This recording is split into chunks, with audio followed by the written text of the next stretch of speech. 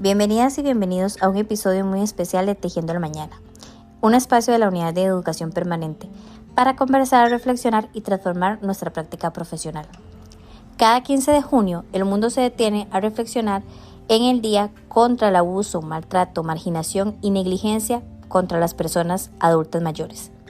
En nuestro podcast no queríamos dejar pasar esta fecha de manera silenciosa. Al contrario, queremos visibilizar las respuestas y las prácticas que se están gestando desde trabajo social para defender la dignidad de esta población. El alma de Costa Rica siempre se ha tejido a través de la solidaridad, el respeto y esa calidez tan nuestra que nos define como pueblo. Históricamente, nuestras familias han crecido bajo la sombra protectora y la sabiduría de nuestros abuelos y abuelas, quienes han sido los arquitectos de los valores que hoy nos sostienen. Sin embargo, en el correr de la vida contemporánea, a veces olvidamos que la vejez no es una etapa de descarte, sino un tiempo de cosecha que merece la máxima dignidad. Una persona adulta mayor no solo requiere de cuidados materiales o institucionales, desea profundamente el cobijo, el respeto y el amor genuino de su propia familia. El hogar debería ser siempre su espacio más seguro, nunca el origen de su vulnerabilidad. Por eso, en este mes de junio, nos unimos a la concienciación global para recordar que cuidar de quienes nos cuidaron es un deber ético, un acto de justicia y el reflejo más fiel de los valores costarricenses que no podemos permitirnos perder. Para descelebrar este tema, hoy tenemos el honor de recibir a la máster Janet Martínez Muñoz, jefa del Servicio de Trabajo Social del Hospital Nacional de Geriatría y Gerontología. Una profesional con una trayectoria intachable y un liderazgo indiscutible en la defensa de los derechos de las personas adultas mayores. Bienvenida, doña Janet. Bueno, muy buenos días o buenas noches, dependiendo cuando vayan a escuchar el podcast, que me cuesta pronunciarlo ahorita, ¿verdad? Pero es una oportunidad para dar a conocer no solo la experiencia y los procesos desarrollados, sino para tener ese acercamiento a las y los profesionales que a lo largo y ancho del país ejercen nuestra profesión en esa defensa de derechos también. Espero que esta actividad les genere no solo la reflexión, sino les genere la oportunidad de hacer un trabajo de conciencia con las personas más vulnerables en sus comunidades, en sus hospitales, y a los estudiantes también de darle la oportunidad de visibilizarse en espacios diferentes del ejercicio profesional defendiendo derechos de las personas adultas mayores. Doña Janet, desde el frente de batalla que es el Hospital Nacional de Geriatría, ustedes ven realidades muy complejas para las y las personas que nos escuchan. ¿Cuáles son esas formas de abuso o maltrato más recurrentes que se detecta desde el trabajo social y que muchas veces la sociedad tiende a normalizar o a invisibilizar?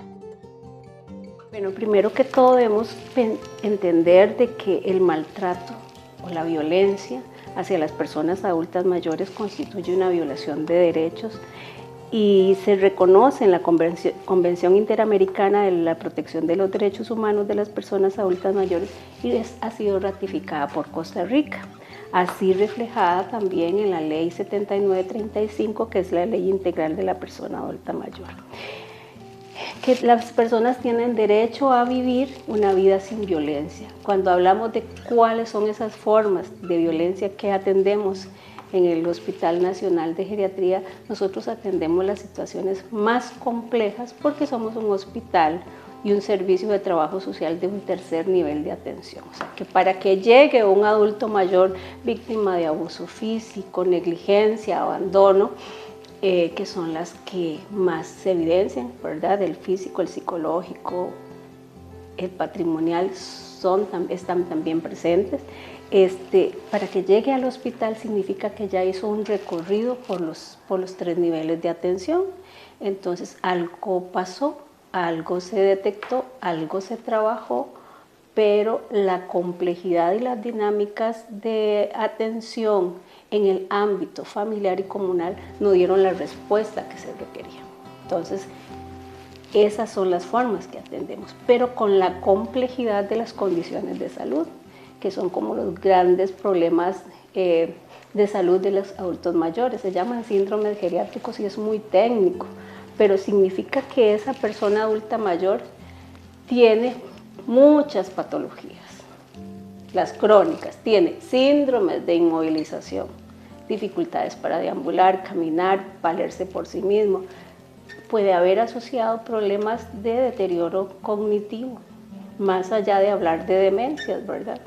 ¿Qué significa? Que es una persona que si no le damos el auxilio y en la protección de sus cuidados, atención y defender sus derechos, es una persona que no se vale por sí misma, aunque recibimos personas con todas sus capacidades cognitivas y funcionales que están siendo víctimas de violencia también. Pero han hecho ese recorrido por los 3 niveles de atención porque es de una comunidad, ¿verdad?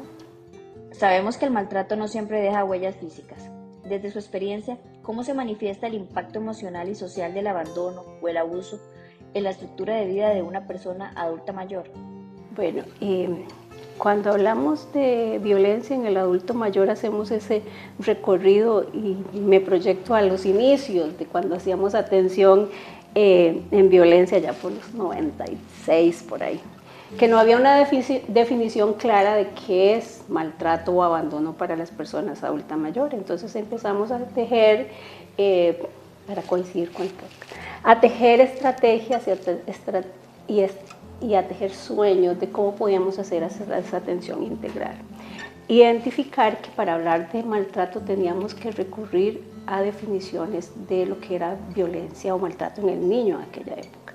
Pero nos encontramos unas definiciones a nivel internacional de Rosalie Wolf, que es la pionera en la atención, y ella señala que el maltrato a la persona adulta mayor genera un dolor profundo y es un dolor del alma, porque no es un dolor solamente físico, porque me golpearon, un dolor emocional porque me están maltratando, me están diciendo frases que dañan el cuerpo, el alma y el espíritu, es un dolor del alma, porque quien ejerce la violencia es una persona familiar.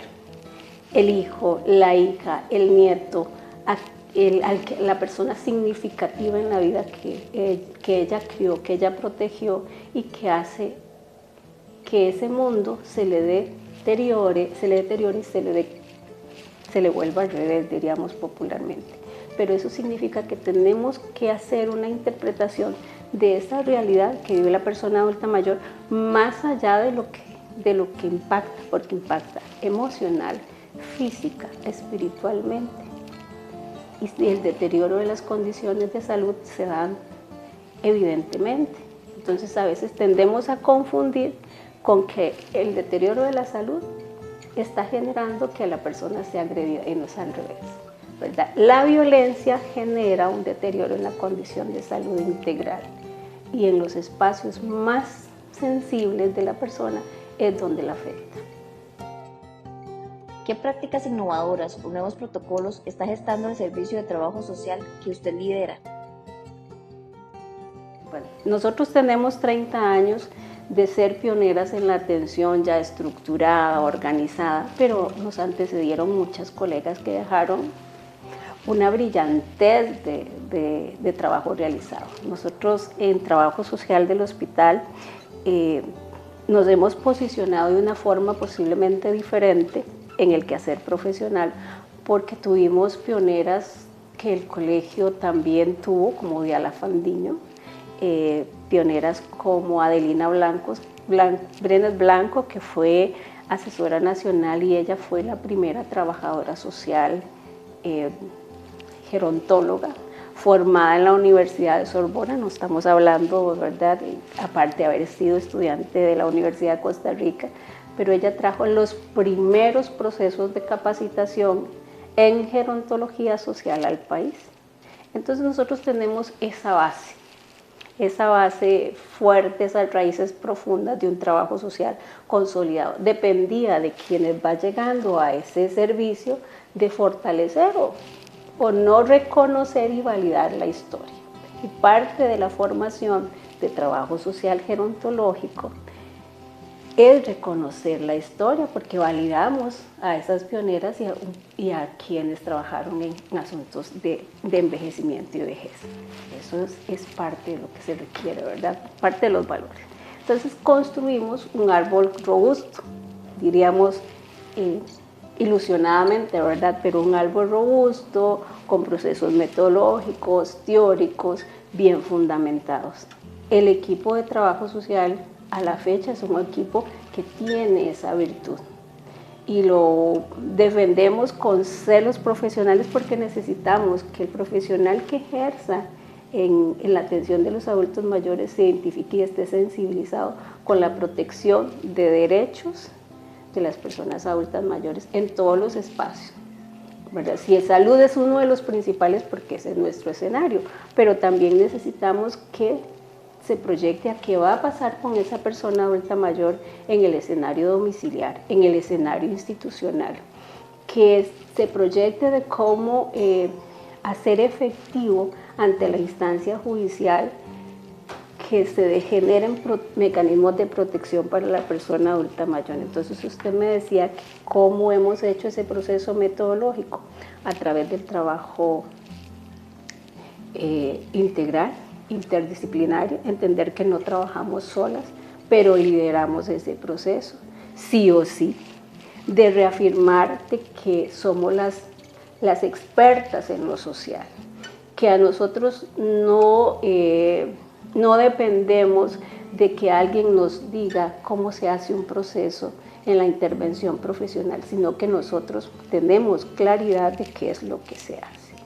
¿Por qué realizamos un proceso de denuncia? ¿Por qué un informe social bien documentado y reafirmado para hacer ese mecanismo de activación de las redes institucionales que son las instancias judiciales de protección al adulto mayor? ¿Cómo hacer esa articulación con el Consejo Nacional de la Persona Adulta Mayor para que genere la protección que le corresponde? No invadir los espacios institucionales desde su competencia, sino reafirmar el espacio profesional de nuestra competencia. Trabajamos mediante un comité que se llama el Comité de Estudio Integral del Anciano Agredido y Abandonado, CEINA, similar a lo que tiene CEINA de niños, nada más que con sus particulares y especificidades de la especialización en el trabajo social gerontológico, con un conocimiento de las condiciones geriátricas, que es la especialidad del hospital, ¿verdad? Geriátricas, que es todo lo que es las patologías y los síndromes geriátricos, decimos, no son las enfermedades de las personas adultas mayores, pero es un trabajo de conciencia. ¿Son metodologías novedosas? Sí, porque nosotros a nivel hospitalario no trabajamos con interconsultas médicas para poder intervenir. La atención integral en el hospital tiene 4 áreas: la biológica, la funcional, la psicológica y la social. Y la social es de trabajo social, ¿verdad? Porque es el profesional que se formó, que tiene la expertise teórico-metodológica y el desarrollo de habilidades y competencias para intervenir en esos procesos de atención social especializado. Nosotros le hablamos de un trabajo social especializado en adulto mayor porque no podemos dejar de lado de que trabajo social en ese escenario es diferente. Y eso nos reafirma en donde estamos. Somos indispensables para el trabajo en equipo en todos los escenarios. En el hospital no hay equipo donde no haya una trabajadora social. Y eso porque generamos y reafirmamos el espacio profesional orientado a qué, bueno, orientado a esa protección que requiere la persona adulta mayor y orientado a fortalecer el trabajo integral e interdisciplinario que requiere la especificidad y la especialización del hospital. ¿Cómo logran que la intervención institucional empodere a la persona adulta mayor para que sea el centro de sus propias decisiones? Bueno, el hospital en sí ya genera un liderazgo, ¿verdad? Por la especialización que tiene. Pero ese proceso de empoderar a las personas adultas mayores más allá del proceso de atención en salud significa que nosotros validamos a las personas como personas adultas mayores, validamos su historia, validamos su esperanza de vida y validamos sus derechos en lo cotidiano. Porque usted puede escuchar, o las profesionales en diferentes espacios pueden escuchar, que ya no oye, que para qué lo van a traer al hospital, que por qué es importante resolver el problema, porque el problema para la familia no es el cuidado del adulto mayor, el problema para la familia es el adulto mayor. Nosotros lo vemos desde otro escenario. El problema para nosotros es la familia, no es el adulto mayor, porque el adulto mayor es el sujeto de derechos, es nuestro usuario, es quien tiene derechos, que al entrar al hospital a un proceso de atención es a quien debemos atender. Entramos mal desde el momento en que tomamos la decisión de buscar una solución para el cuidado, porque lo ideal es decir que hay una condición de salud que la afecta, que ella necesita cuidados especiales y usted tiene una serie de limitaciones. Entonces entramos con objetividad a verla, pero usted no la está dejando en abandono, usted es sujeta de denuncia, usted está incumpliendo sus responsabilidades, entonces empezamos a decirle lo que la gente no quiere escuchar, que es la persona responsable de la protección. Y entonces, ¿para qué están ustedes? Para recordarle a usted sus responsabilidades y para proteger los derechos y darle a la persona adulta mayor su posición de dignidad, de respeto y los derechos que merece. El abandono no es algo que yo no puedo no es abandono. El abandono es cuando hay una intención pensada, planificada, un acto, hemos tenido que aprender, un acto doloso, significa que eso se convierte en un delito, en algo que daña y afecta a la persona. Por sí decir no lo puedo cuidar, no es abandono, hay que evidentemente ver la causa de ese abandono, hay condiciones de vulnerabilidad social que podemos identificar y eso significa que hay que trabajar con la familia, que hay que darle el espacio para revisar qué estrategias podemos construir de manera propositiva con ese grupo familiar y qué alternativas tenemos de organizar a la familia, porque hay factores de vulnerabilidad económica, de vivienda, de conocimiento para el cuidado, porque no todo el mundo conoce cómo cuidar a una persona adulta mayor, ¿verdad? Entonces, esas estrategias se trabajan, pero el abandono como tal, y para poder decirle a un juez que existe esa intencionalidad que va a afectar, que es dañina, que se convierte en un posible delito, hay que documentar todo lo que la familia dice. Las expresiones, las manifestaciones, decir a mí yo no tengo interés, esas frases que dan contenido para documentar una presunta situación de abandono, porque nosotros no determinamos el abandono, quien lo ratifica y lo determina es un juez, mediante todo un proceso de investigación de la instancia judicial, nosotros damos un insumo, pero hay que saberlo dar, ¿verdad? Y eso es muy importante. Y no confundirlo con conflictos familiares, porque cuando se confunden con conflictos familiares es porque no hemos trabajado la parte de la intervención oportuna y adecuada con las familias para fortalecer esa red de apoyo, para visibilizar dentro de la dinámica familiar estrategias de cuidado para la persona adulta mayor. En esa línea trabajamos, es muy complejo, sí, es una demanda aparte técnica, teórico, metodológica, todo lo que significa la intervención profesional, pero también hay una inversión emocional por parte de las profesionales y el profesional, porque ahora es un trabajador social, que para nosotros es un éxito tener una figura, ¿verdad?, masculina entre tantas mujeres, pero eso significa que hay una inversión emocional. Entonces tenemos que generar espacios para que los profesionales también tengan espacios de autocuidado en el ejercicio profesional. Eso significa. Para las y los profesionales en trabajo social que están en comunidades, EBAIS u otras instituciones y que muchas veces se sienten abrumados por la falta de recursos para atender estos casos, ¿Cuál considera que es el principal reto técnico o ético que debemos asumir como gremio frente al envejecimiento de nuestra población? Bueno, principalmente tenemos que posicionarnos de que el proceso de envejecimiento y vejez en Costa Rica sí o sí está instalado, ¿verdad? Antes hablábamos de que el proceso de envejecimiento nos va a llevar a que vamos a tener un porcentaje significativo de la población envejecida. Ya estamos ahí, ¿verdad? Ya estamos ahí y muchos de los procesos de organización, de preparación con políticas y programas sociales no se hicieron. Entonces eso nos lleva a trabajo social a lo largo y ancho del país a entender que los recursos y los programas de apoyo para la atención de las personas adultas mayores en el país son pocos. Son pocos y el país estratégicamente hizo un esfuerzo, pero no se preparó, ¿verdad?, para la atención de la población adulta mayor. La pirámide poblacional está invertida, hay más adultos mayores que gente joven, ¿verdad?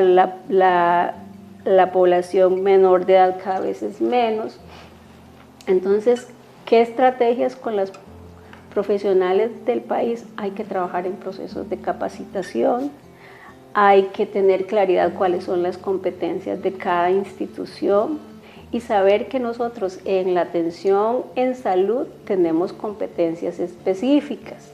Quisiera uno resolverle todas las áreas de protección de una persona adulta mayor, que si no tiene vivienda, conseguirle la vivienda, pero las competencias no nos van a alcanzar. Va a depender de dónde yo esté ubicada como profesional para así desarrollar mi competencia en el marco de la institucionalidad que me cobija, ¿verdad? Siempre hago referencia a un discurso de una niña en una actividad, creo que en Alajuela, creo que para Juan Santamaría, que ella decía que mientras cada uno hiciera lo que corresponde en el metro cuadrado que le asignaron, las cosas podrían funcionar. Lo que pasa es que cuando empezamos a decir esto a mí no me corresponde, esto a mí no me corresponde y no hacemos lo que nos toca, empezamos a vivir un proceso de intervención. Las colegas a nivel caja tenemos la oportunidad de capacitarnos permanentemente. Nosotros desde el hospital ofrecemos capacitaciones para las colegas de las diferentes regiones. Estamos abriendo procesos para una pasantía, reactivando una pasantía que ya teníamos para que conozcan cómo se hace en un hospital especializado y cómo tropicalizar, digamos, en cada unidad en el marco de las normas que nos ofrece la institución, atender procesos específicos. La caja va en un escenario interesante que está fortaleciendo las unidades de geriatría con el nombramiento de trabajadoras sociales y eso es muy importante, pero tenemos la oportunidad desde salud de desarrollar procesos más articulados porque tenemos esa organización que nos facilita, ¿verdad? En otras instituciones sí es más complejo porque van a depender de cuáles programas y cuáles procesos quieran instaurar. Pero sí existen las oportunidades de capacitación para todas las profesionales a través de cursos en el hospital, de charlas que nosotros demos como trabajadoras sociales para poder apoyar en ese escenario que es complejo y cada vez va a haber más personas adultas mayores con necesidades de atención diferentes e integrales, decimos nosotros, porque las particularidades son importantes, pero tenemos que trabajar sobre la integralidad. Nosotros hablamos de un proceso biopsicosociolegal, o sea, todos los escenarios cubiertos para las personas adultas mayores a favor de la defensa de sus derechos. Y eso es muy importante, que las trabajadoras sociales tengamos a lo largo y ancho del país la claridad que lo que defendemos son derechos. Estamos ahí para proteger a las personas adultas mayores más vulnerables. que si bien cada adulto mayor tiene una historia, hay una complejidad en su historia, nosotros no somos las que nos va a corresponder hacerle un reclamo emocional en representación de la familia, porque en el momento en que empezamos a defender a la familia nos olvidamos de nuestro objetivo, que es la protección de los derechos de la persona adulta mayor, y eso hay que trabajar mucho desde el punto de vista ético profesional, entender quién es nuestro usuario, cómo proteger a esa persona usuaria dentro de las necesidades en el aquí y el ahora, ¿verdad? Porque no trabajamos con esa historia como tal. Con su amplia trayectoria y el liderazgo que ejerce, ¿qué mensaje recordatorio le dejaría a las nuevas generaciones de profesionales que deciden especializarse o trabajar en el área de gerontología? Bueno, trabajar con la población adulta mayor es todo un reto, ¿verdad? Un reto que requiere, aparte de la pasión, que es muy importante, ¿verdad? El conocimiento, las habilidades y las destrezas, siempre hablamos de eso, las trabajadoras sociales, pero más allá de eso es que usted tenga el conocimiento teórico metodológico de la intervención profesional como trabajadora social. Como trabajadora social contamos con todos los conocimientos y la formación académica para poder posesionarnos a donde lleguemos a ejercer.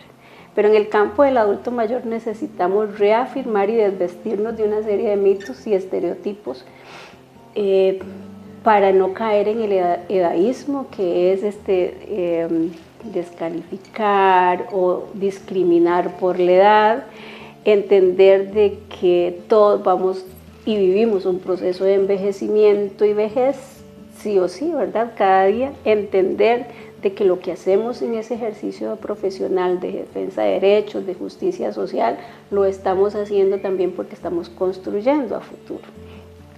Además de eso, requerimos tener claridad de que la violencia hacia el adulto mayor existe todos los días y hay que trabajar en la prevención, en la promoción y en la atención y protección de los derechos de esas personas adultas mayores. Además, para vincularlo con el tema que nos ocupa, ¿verdad?